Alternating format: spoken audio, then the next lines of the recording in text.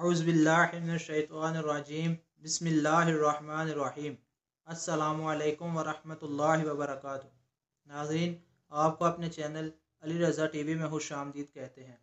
آج میں آپ کو ایسا وظیفہ بتاؤں گا کہ جس کو کرنے سے آپ کی ہر جائز دعا قبول ہوگی۔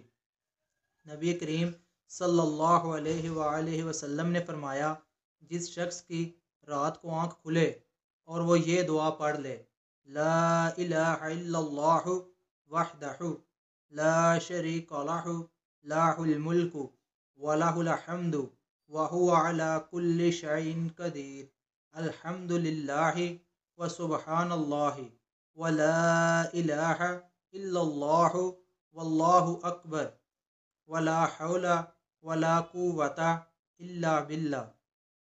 اکیلے اللہ کے سوا کوئی معبود نہیں، اس کا کوئی شریک نہیں، بادشاہی اسی کی ہے اور وہ اسی کے لیے سب تعریف ہے، اور وہ ہر چیز پر کامل قدرت رکھتا ہے۔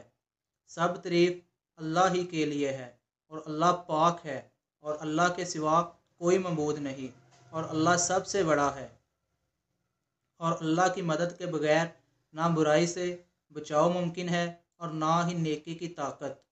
اور پھر اس کے بعد وہ یہ دعا کرے، اللہم اغفر لی، الہی مجھے بخش دے، یا کوئی اور دعا کرے تو اس کی دعا قبول کر لی جاتی ہے، اور وضو کر کے وہ نماز پڑھے تو اس کی نماز بھی قبول ہو جاتی ہے۔